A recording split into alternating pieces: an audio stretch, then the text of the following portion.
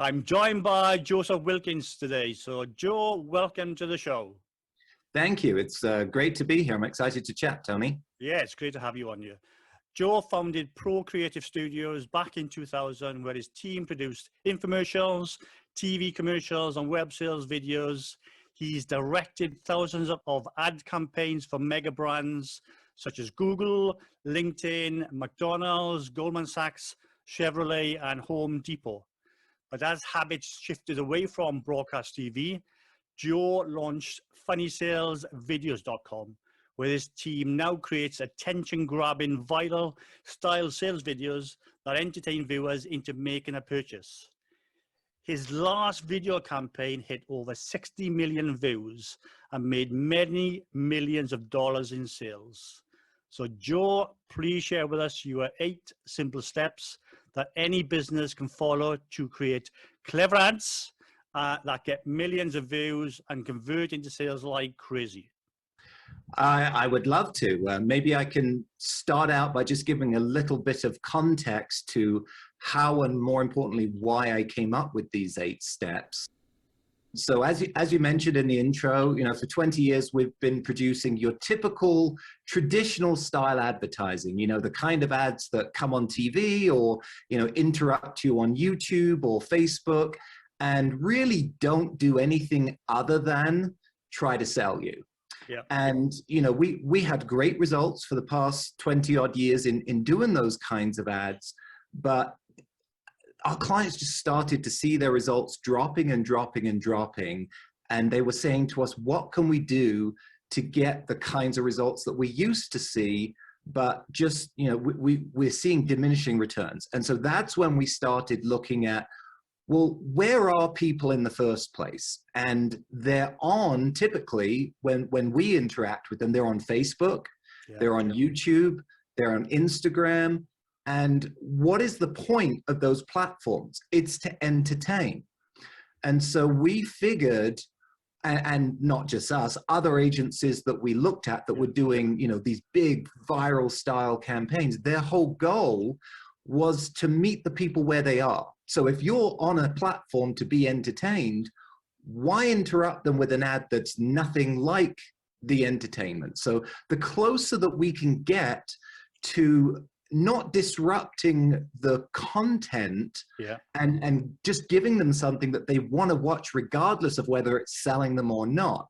And so it's kind of, it's a little bit sneaky, but our goal is to entertain them into buying our clients' products and services. Most of our people that watch our ads don't realize they're an ad until they're maybe a minute into it. And by that time, we've already hooked them. Yeah, that's the secret, isn't it? Very much the secret. So. Yeah, and that actually goes against all of the marketing advice that Facebook themselves and Google will give you. They will say, within the first 10 seconds, you've got to give them a call to action, show the product, show the brand. Well, that's because they know that if you don't, after 10 seconds, people are gone because they're not being entertained. So we say people don't stop watching an ad because they're too long. They stop watching because they get bored. And so that's why I think we can all relate to that. Yeah. So that's why we came up with these 8 steps to not just create funny videos. That's not the point of what we do. Yeah. The point of what we do is to generate wealth and for our clients. And the best way we have found right now, and that, that could change, I don't see it changing anytime soon, but the best way we have found is to tell stories. Think about when you probably have watched a 2-hour feature film in the past week. People still love to watch long form content if there's a good story behind it. So that's kind of the basis of why we do what we do. And we've seen, to give you a before and after, in the past 20 years, our biggest video before we launched Funny Sales Video 3-4 years ago, our biggest video didn't even hit 100,000 views. Really? Okay. When we launched Funny Sales Videos, and really the secret to our success is that we went through the Harmon Brothers University. Okay. The Harmon Brothers are the most, in my opinion, most creative agency in the world for doing these kinds of ads. And about 3 or 4 years ago, they launched a university where they basically teach all of the things that they do to get their results. They created the, poopery video, Yeah. squatty potty, Right. purple mattress, all these videos that have really been record breaking in both views and sales. We're basically following their mentorship. And the very first video we launched after doing that, it was a campaign of 3 videos that hit 7 million views. So compare that to everything that we've done before. And then fast forward to today, as you mentioned in your opening, our latest campaign between 2 videos has over 60 million views. So just what were they? What were they? Those campaigns? What those videos? What were they selling? Yeah. So the last one that I just mentioned was for a company called True Earth Eco Strips, a very boring subject, laundry detergent. Right. Okay. I have seen that video. Yes. Yeah. So that proves that there is no product or service out there that can't benefit from a funny sales video, because everyone likes to tell stories. They just have to be relevant stories and advance a narrative that leads you to a sale. Okay. So let's really quickly run over my 8 steps. 8 steps, yeah. So the first one is discovery. Nobody can go out there and think that they know everything about the customer that they're talking to, the reasons why they have problems that your product solves, the benefits that your product has that really resonate with them. So I tell people, spend as much time as you can before you do anything learning about your product. Now that may sound silly. You know about your product, you work in it. Yeah. I don't care what you think about your product. I care what your customer thinks about your product. And that is often different, isn't it? Totally definitely. We get stuck in drinking our own Kool-Aid, and we often miss customer insights that are all over the place if we just know where to look. So one of the best ways to do this, and I'll just say, my 8 steps is all detailed. We can't possibly go into all of the details, but your audience can download a free copy of my ebook where all of these 8 steps are gone into in much more detail. Okay. They can do that at funnysalesvideos.com. Just scroll down to the bottom and they can download it. Really? I also run a podcast called How to Make a Video Go Viral, where we go into lots more detail. But step 1 is learn about your customer. Read a ton of reviews. That's probably the best way to learn what your customers are saying about you. Now, if you're a startup, how do you do that? Well, go read your competitors' reviews. Find ways to learn what your customer likes about the products and services that you sell. And then don't assume that you know who they are. Try to do as much research to find out, is this a male audience? Is this a female audience? Those are the given, but then go deeper. What kind of a person are they? What other things do they like? The thing that we try to do with our scripts is create a character that looks as close to that customer as possible. So that step 1 is really learn about who and why your customer is going to be interested in your product and service. And then you can write those things into the script. But so, you mentioned about looking at your competitors. That's going to be a good tip, whether you know your customer or not. Your closest competitor, or you see as the most successful competitor, has got to be worth looking at anyway. Yes. Yeah. And this doesn't only apply to video. Business life, full stop. Yeah. If you're creating a brochure, go do the same thing. Your website copy, does it really resonate with those people? Okay. So step 2, when it comes to creating a video, a funny sales video, is you want to brainstorm as many ideas as possible. Yeah. We like to say, to begin with, it's not quality, it's quantity. The more ideas you can throw out there, and when I say brainstorm, I'm looking for, give me a character and tell me the problem that they have, and be creative and fun in those 2 things. But we're not scripting yet. We're just coming up with crazy ideas. So, the character could be, depending on your product and service, your character could be some fictitious, outlandish character, or it could be a very grounded, something like a mom. But tell me what their problem is. So we will go through in our writers kind of get together in a virtual online document collaboration, and we'll throw out as many different ideas as possible for, you know, here's a scenario, here's our character, and this is the problem that they have. And the more creative, the better. And we encourage bad ideas because sometimes they lead to good ideas. Exactly. Yeah. And it's got to be a safe environment where nobody's criticizing. Yeah. It's just throw as much crap against the wall and see what sticks. So that's step 2, is brainstorm as many different ideas as possible. And we have a whole episode on that in our podcast where we kind of show some concrete examples. So step 3 is to start the actual scripting. So once we've defined what is our high-level concept, so we take those 50-odd ideas, we distill them down to our top 5, then we take that top 5, you know, as an agency, we'll take that to the client and present them. Here are 5 different ideas. Between us, we'll discuss which one do we think is the best. Oftentimes, you know, we'll have a problem of we like all of them or we like 2 of them. You've got to pick one. You can't try to be everything at the same time. So once we've distilled it down to that top idea, we go through our scripting phase. And that's in 3 different phases. Phase 1 is the marketing copy points. That's kind of like the foundation of the house, right? That's not funny, that's not entertainment based, that's just what do people need to hear in order to make a decision. And that comes back to your brainstorming, right? Those key selling points that people are saying, I loved it, I bought it because X, Y, or Z. Yeah. And we try to find 5 key selling points, 5 benefits, because our typical video is about 3 minutes long. And so, you know, we'll prioritize them. Number 1 will get a whole lot more airtime than number 5, but we'll try to, you know, give people multiple reasons why they should buy. Are these the same for every video, or are they, I mean, you know, it depends obviously what the topic is, or what the product or service you're trying to sell, but is there similarities between each of those 5 points? Probably not. Every client is different, every product is different, every customer is different. So I know every video has 5 points, but they're always different points. I mean, maybe sometimes there's crossover, but you know, in general, you know, it's a custom built house every time. Yeah. Then we also look for, well, why would they not buy? And we try to come up with 2 things to overcome objections.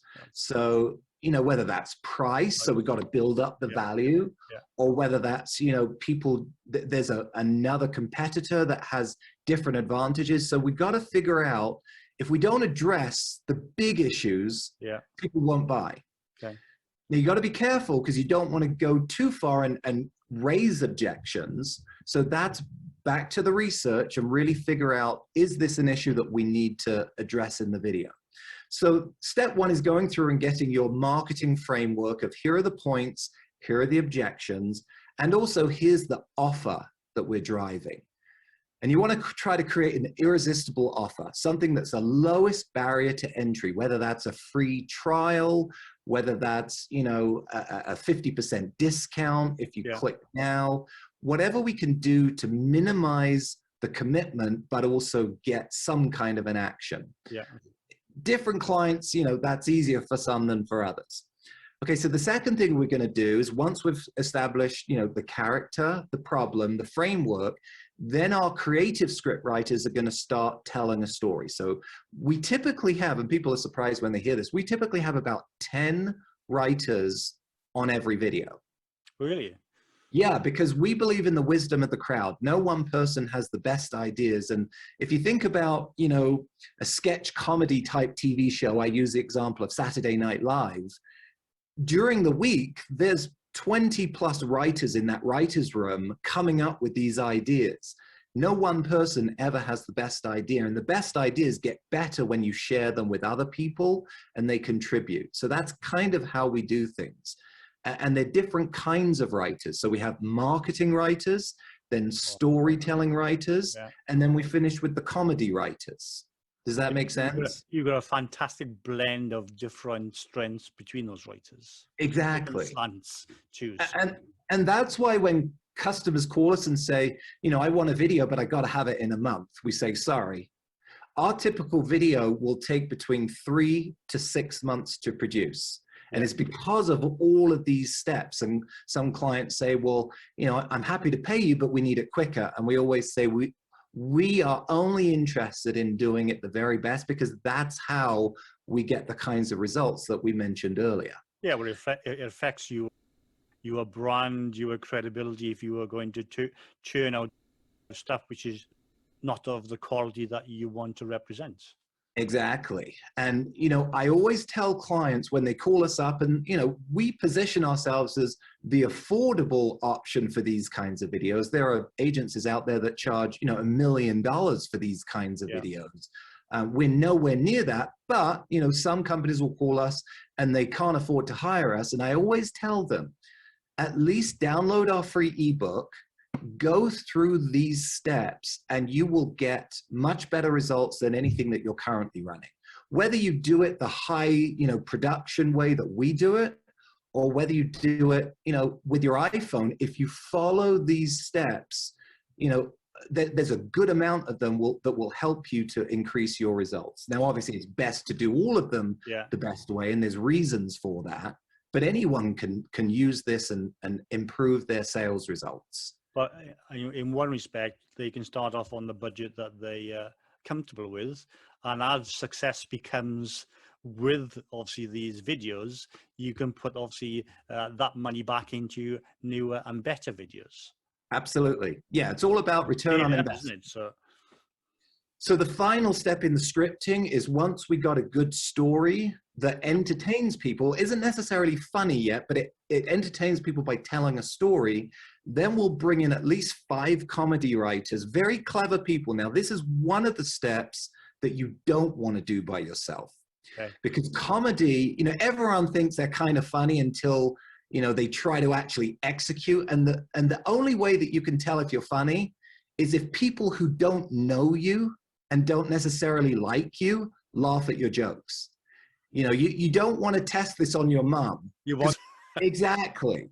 And so who are the best people at doing that? Stand-up comics. Yeah. People who literally do this for a living, go into cold rooms and warm them up and make them laugh. Yeah. So we hire many, many writers, and each project we have freelancers that, you know, do stand-up comedy at nighttime, and during the day they're traveling to the next city to do their gig, and they freelance for us. And so, you know, if you're a business that's trying to do this yourself, reach out to local comedians, or even on people online that you find. There's a lot of sites like Fiverr and Upwork where there's really very professional, creative comedy writers that don't cost an arm and a leg. You know, it's going to be an investment, but that's probably the best place, if you're going to spend money on this, to invest, because you don't want to try to be funny and not. That's worse than not being funny. Well, that's a great tip. I think the drawback you got with anything, if you get it wrong, and actually you make yourself look worse. It could be obviously a negative in trying to put something out there which has the opposite effects and can backfire on you. Right. But it's also tricky, because you have to have somebody in our company. It's the creative director that kind of is the one that collates all of the ideas and has a vision from the beginning. And even you can have the funniest joke and we'll cut it out, because it doesn't further the story and it doesn't further the sale. Yeah. And we always tell people, you got to push things so that they're disruptive enough to get people's attention, but not over the line where they become offensive. We always like to stay on brand and, you know, be the kind of family-friendly comedy that anyone can watch. Yeah. And also Facebook and YouTube and Google have very strict policies on what you can and can't do. So the last thing you want to do is spend a lot of money creating a video and then have Facebook flag it and say, no, that's offensive, or, you know. So I always say the most clever comedians are those that can do clean comedy, because that's harder to do. So anyway, those are a few tips on the comedy. That's steps 1 through 4. Step 5 is the actual production. So you've got your script and you've tested it out, you've had multiple people read through it, you're visually looking at them and seeing that they're responding, that they're laughing, but also that they understand the message and that they're compelled to ask questions at the end of when they've read the script, like, you know, how much does that cost? Where do I buy it? Those kinds of buy-in signals. Yeah. And we'll talk about this in step 8, but you want to constantly be focusing on testing things, because you yourself don't know what you don't know. And so surveying people, when here in the studio, when, you know, delivery boys come and drop off the UPS, we'll say, hey, do you have a few minutes? Watch this video. Tell me if you think it's funny. We'll quiz people. And there's also, you know, other bigger ways to do that with SurveyMonkey and other things. Yeah. But the more you can get feedback as you go to let you know you're on the right track, yeah, the better. So once you have that script going into production, the most important thing, other than getting that script right, is picking the right actors, because they can make or break your video, especially the lead hero character. And if you watch our videos, you'll notice each one has one strong, we call it the brand character. Yeah. And it doesn't necessarily represent the company, it represents the customer. Okay. That's obviously the message that came across when I was watching your videos. So I did pick that up, but it's a very clever way of doing it. So thank you. Well, if you think about it, what's the most compelling marketing tool in the world? It's a recommendation from one person to a friend. Yeah.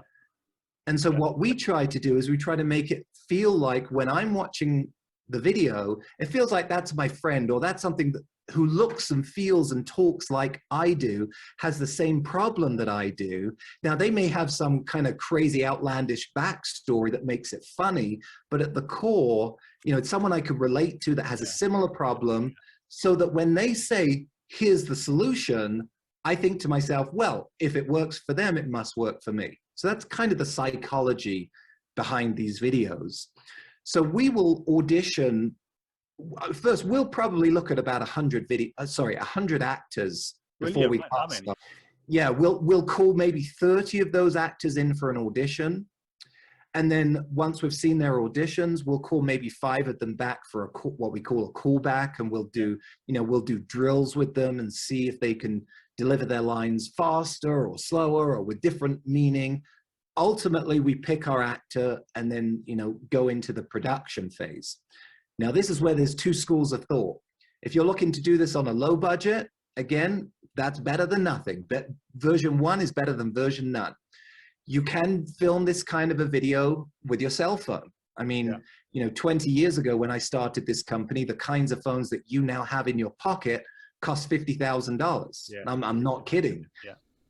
The quality of these phones is pretty amazing, but there's some basic things that you need to understand, and this can't be a lesson in video production, but, you know, do some background and figure out, you know, what are the simple techniques of making sure things look good and are lit well.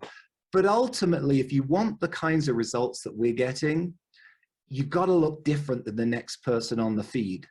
Right? Everyone, as they're scrolling through Facebook, are looking at videos that 90% are shot on phones. Yeah. So how do you stand out and look different? Get it professionally produced. And that's where, if you look at our videos, they look and feel very, very different than your typical video. Yeah. And there's also a reason why our videos get watched. It's because the first 5 to 10 seconds are the most important. And so we throw as many visually arresting and stimulating graphics. We call it the opening attention hook. If we can hook your attention in the first 5 to 10 seconds, and we know that 80% of people watching our videos have the sound off. So our first goal isn't to sell you, it's just to get your attention and get you to turn the sound on. So take a look at some of our videos and you'll see in that first 5 to 10 seconds, there's visually arresting images, there's graphics, there's things that are happening that pique your curiosity and say, what's going on here? Let me turn the sound on and find out. That's our first goal. And then we can't just rest on our laurels. Every 15 to 20 seconds, we're doing something that, again, hooks your attention, hooks your attention.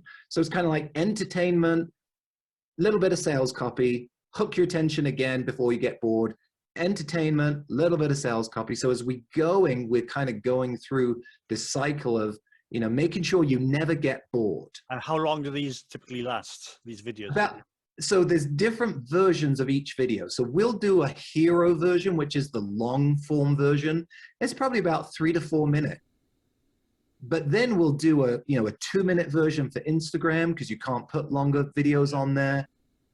Depending on the client, we'll figure out, well, where is their audience watching? If it's a younger demographic, we may go on TikTok, and then we need to do a 60-second version. Or we may, you know, have a client that wants to do a TV campaign. We'll need to do a 30-second version. So it all depends. But the really interesting thing is, over all of our campaigns, the longer version always outperforms. Good. Always, because it gives people time to connect with that character, really understand their problem, and basically absorb all of the information rather than just some of it. Yeah, I can see that. Yeah. Where the shorter versions work well is in retargeting. So once you've already seen it, we know that, and we will serve you a reminder ad on a different platform. So that works well for retargeting. The final thing I'll say about the production itself, if you've got a really good crew, they will make the production a fun place rather than a very rigid, you know, let's get our shots. If you allow time for what we call improvisation, so letting the actors give more than just what's on the script, you'll find a lot of the time they'll give you some really funny lines. We've never produced an ad that ended up following the script that we started with. Really? Okay, well, as well. So I can see that. It's like people when they are in a natural pause or in a natural conversation. As soon as the cameras switch off, you can sometimes get much better lines or laughs, if you like, or comments outside of that sort of rigid, formal sort of shot. Yeah, and that's part of casting the right actor. A lot of the times the actors that we cast have experience doing improv comedy, and so that will naturally come. Okay, so step 6 is editing, and this is critical. You cannot let your video feel long. My greatest compliment is when someone, and it happens all the time, when somebody will watch our video and then say to me, what was that? 60 seconds? 2 minutes? And I tell them, no, you just watched a 4-minute video, and they are shocked because I've captured their attention. They don't get bored, and so it doesn't feel long. So the way that you do that is you cut out all of the pauses, you cut out all of the breaths, you speed up the footage, you overlap dialogue. If you watch our videos, you'll see there's never a time when people get bored. And that's based on decades ago when I was doing infomercials. We would do focus groups, and we would have people with signs that basically they would hold up when they liked it, and then they would hold it up when they get bored. And when we were editing, when we were editing those shows, we would think about them holding a remote control, and anytime they got bored watching the infomercial, we knew they would flick to the next channel. So when we're editing, we think the same thing. Where are people getting bored? And we cut those parts out, we speed them up. So a really good editor is critical. You've heard comedy is all about timing. It is, yeah. And the same joke can be said 2 different ways, the exact same words. One, you let it go slowly. The other one, you cut it very fast, and they feel totally different. So knowing where to cut, where to let it breathe just a little bit to deliver the punchlines. Delivery is everything. Yes. And I've already talked about how we edit multiple versions of each video.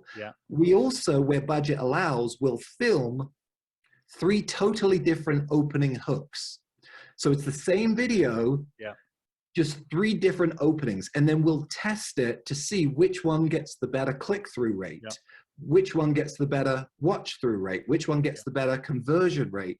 And then before our clients, open up the floodgates of their budget, we already know which one's going to perform better, so we put the money on that version. Okay, so step 7, as I talked about earlier, is testing. Once you've finished that video, you want to test it with a small budget to make sure that it's working. And the way that you do that, this is getting a little geeky, but you want to go into the back end. Once you've run what we would call a statistically significant test, and you know, a good marketing agency will be able to tell you when that has been achieved. You'll see what's called the retention curve, and it will show you how many people are leaving the video at what point in the video. Now, the important thing to remember is even the Harmon Brothers, the best agency out there, says that only about 5% of people that start watching the video will finish watching the video.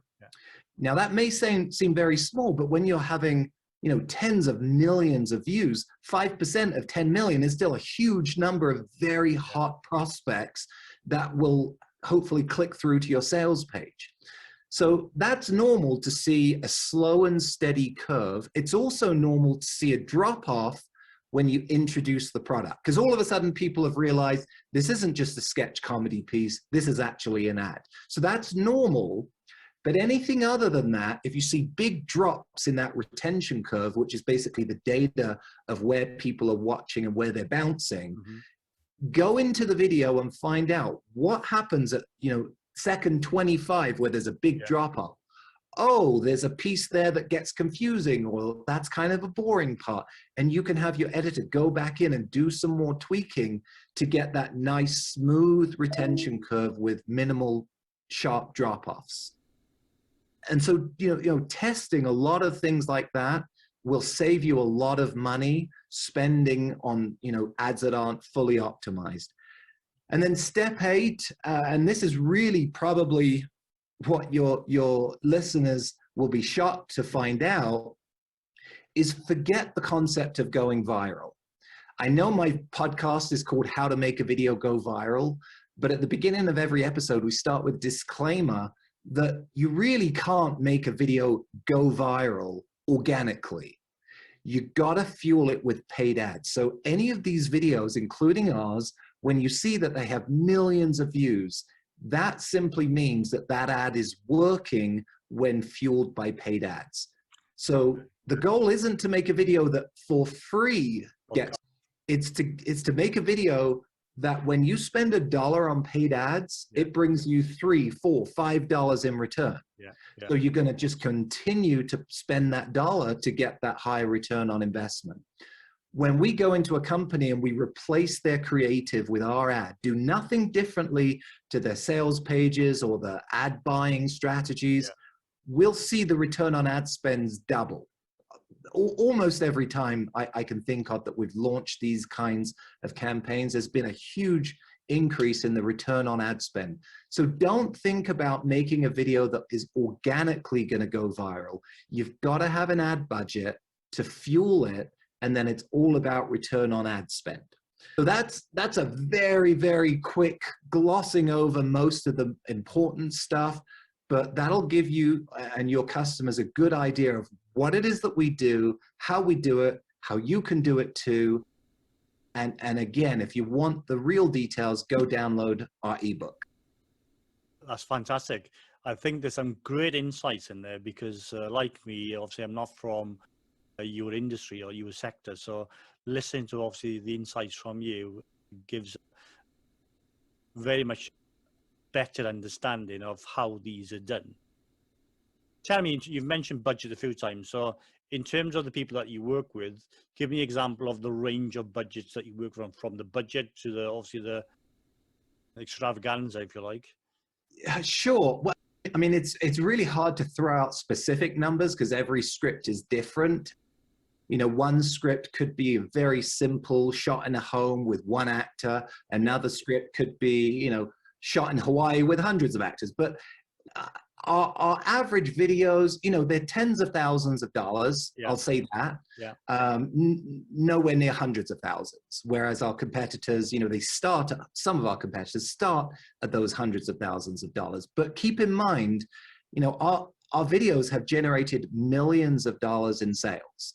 So in fact, the campaign that we mentioned earlier that has 60 million views, their first video within 4 hours of launch generated more income than it cost. Okay. So if you do it right, the returns are huge, but it does require, you know, an investment to do it right. Now that's only 50% of the equation. And I should back up. Yeah. My company is purely a creative company. Yeah. So we only produce the video. We work hand in hand with marketing agencies that then take that video, yeah. build all the sales pages, do the ad buys, set up the strategy, and you need both to be a well-oiled machine to get success. And so think about the production cost, but then also those dollar bills that you're going to need to spend to get those three. Tell me, I know you've been asked this question before, but what is your most favorite video that you produced, or favorites if it's more obviously than one? Yeah, I mean, it's like saying pick your favorite child, right? Every video, and if you go to funnysalesvideos.com, I think on the homepage there's something like 10 videos there, all that are in the millions of views. And each one I like for a different reason. Obviously, the biggest campaign that we've done is that laundry detergent one that has those huge numbers. But I almost like some of the much, much smaller companies that we've dealt with, because, you know, I'll give you an example. We have a video that we did a year and a half ago where a one-man operation came to us and said, you know, I spend maybe, you know, $5,000 to $7,000 a month on marketing. It's not really doing anything for me. What can we do?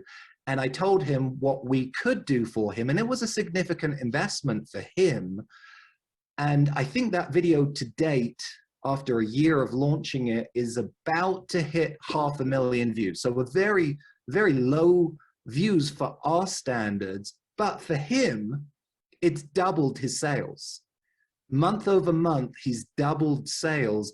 And he told me the other day, I couldn't keep up with sales if we had, you know, 60 million views. Now, that's all a function of how much money he's spending on these ads. But little by little, every month, he's spending enough to pretty much overwhelm his business with twice the business that he used to have. So success is relative. Whereas, you know, the laundry detergent company, that's a much larger company that can keep up with those sales. Our biggest problem that we see when we launch these campaigns is we tell companies, are you ready? Because the worst thing you can do is sell out of inventory, which we do constantly. We've had clients that have called us up and said, we had to stop the campaign because we're sold out. Yeah. So that's a good problem to have, but you got to be ready for the success or else it's wasted. Yeah, I can understand that, because you haven't got the capacity to take these new orders, sales on boards. Then again, it's going to have a negative impact in terms of your brand and your credibility. So yes, so I think that's so vital. So it's a really good point that you've made. So we're coming towards the end of the podcast today, Joe, and it's been great listening to obviously your insights and the 8 steps that the listeners can certainly take something from. If somebody wanted to work with you, where is the best place to find you? So first off, we have a waiting list right now because these recent campaigns have just blown up, and we're a fairly small agency and we like staying small. We don't want to dilute the soup by, you know, growing too big and not having, you know, the hands-on approach that we have right now. So we have about a 2 or 3 month waiting list right now, but I'd love to, you know, talk to anyone who wants to discuss getting in the queue. You can just go to funnysalesvideos.com. Right at the bottom of that page, there's a form that you can fill out, and we can set up a Zoom call and figure out if it's a good fit. Right now, obviously, because of our situation, we're fairly selective over the clients that we take on.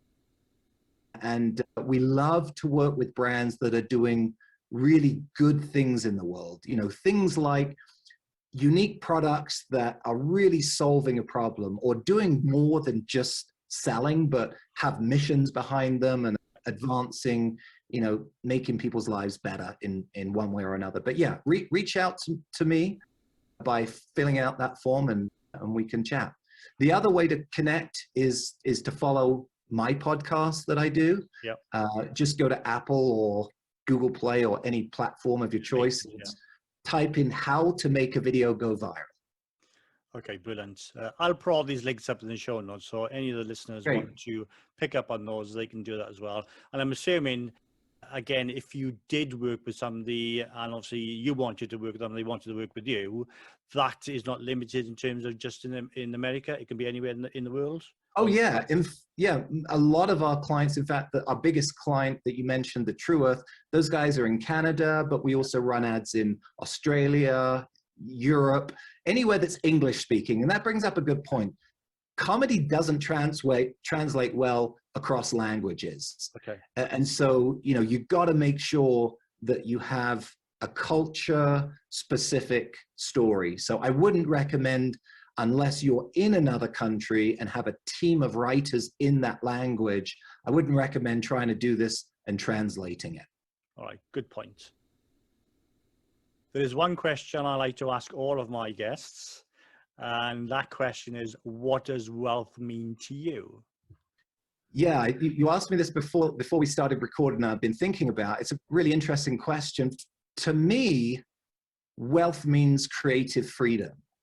And what I mean by that is when I started this company 20 years ago, you know, we were a chop shop and we would take on pretty much any project that was legal and ethical and where the customer, you know, had budget to pay us.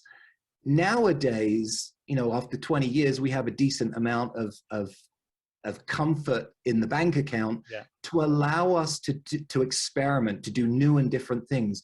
Launching funny sales videos 3 or 4 years ago was a big risk, because rather than taking on, you know, lots and lots and lots of small, simple projects that we knew we could complete without really thinking too much, we now only take on 2 or 3 clients a month.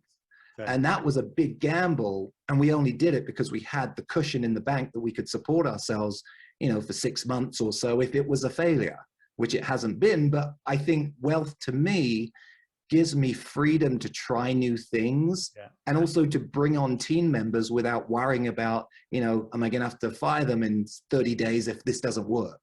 So I'd say it gives us creative freedom and confidence to grow. Yeah. Perfect answer.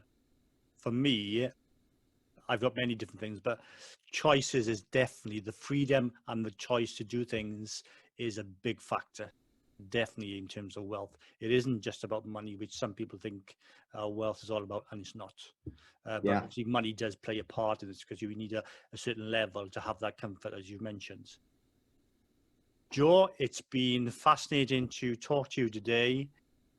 My listeners are going to find this really insightful, and if they take the time to watch your videos and listen to your podcast, which I'm sure they will see much better in terms of the quality and the impact that those videos have. So I would recommend anybody that's listening to the show, take a look at those videos on YouTube, listen to your podcasts, because you can't fail to have a smile on your face when you're watching those. Could I just add one more thing? Of course you can. It just came to me. Wealth gives me the freedom to give back. And I'll give just a quick example. We had to delay this podcast because for the past 10 days, I've been in Tanzania filming a documentary that we donated to a charity that's drilling clean water wells.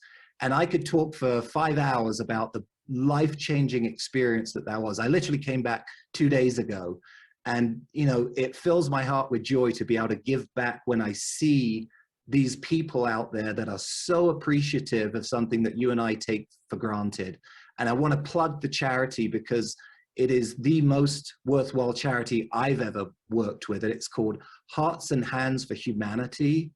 And the work that they are doing is amazing. And we couldn't have helped with that if we didn't have the wealth and the freedom to be able to say, we're going to close our business down for 10 days and we're going to go and give back. It sounds like a fantastic charity.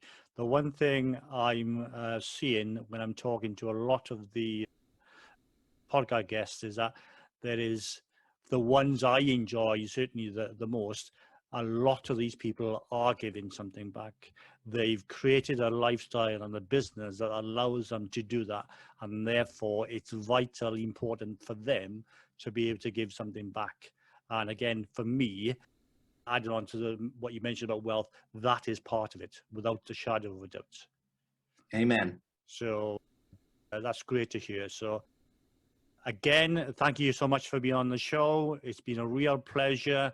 I found it really interesting, and I've learned an awful lot today.